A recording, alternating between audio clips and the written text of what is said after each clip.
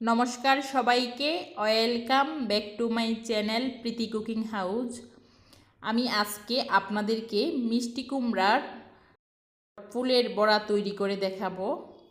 তো মিষ্টি কুমড়ার ফুলের বড়া তৈরি করতে প্রথমে আমি এই ফুলগুলো সংগ্রহ করেছি। এখানে অনেকটি ফুল তো বাজার থেকে কিনে এনেছি। এবার ফুলগুলোকে ভালো করে ধুয়ে নিচ্ছি।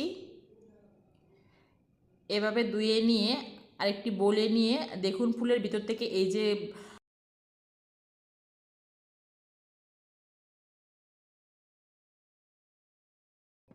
এগুলো ফেলে দিচ্ছি।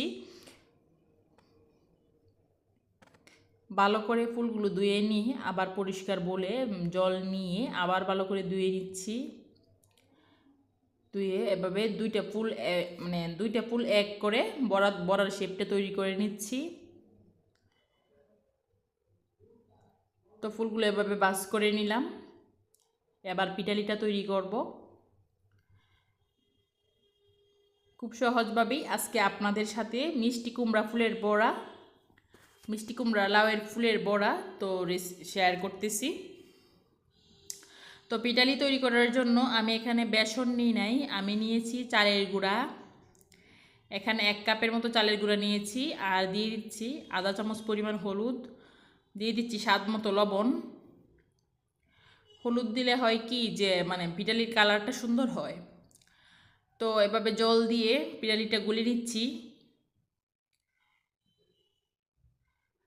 খুব সহজভাবে আপনাদের সাথে শেয়ার করতেছি। আর আমার এই ভিডিওটা দেখে যারা নতুন রাঁধুনি, আমি তো সবসময় নতুনদের জন্যই আমি ভিডিও তৈরি করি, তো নতুন রাঁধুনি যারা আমার ভিডিওটা দেখে সহজেই মিষ্টি কুমড়ার ফুলের বড়া তৈরি করতে পারবেন।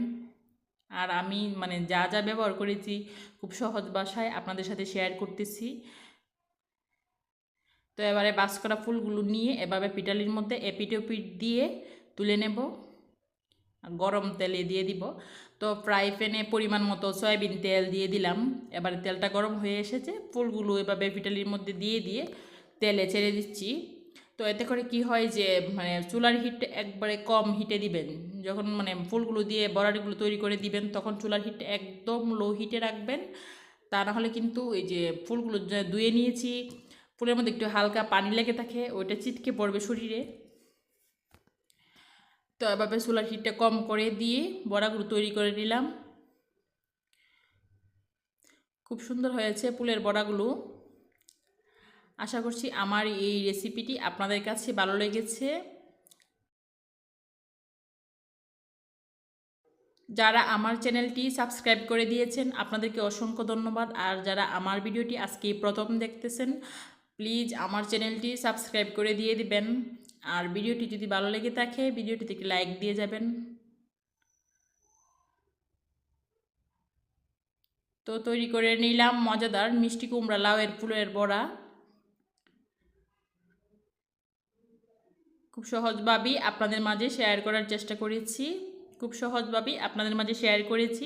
আশা করছি আমার এই ফুলের বড়ার রেসিপিটি সবার কাছেই ভালো লাগবে। আর যারা নতুন, কোনোদিন এরকম মিষ্টি কুমড়ার লাউয়ের ফুলের বড়া তৈরি করেনি, তারা সহজেই আমার ভিডিওটি দেখে এরকম ফুলের বড়া তৈরি করতে পারবেন।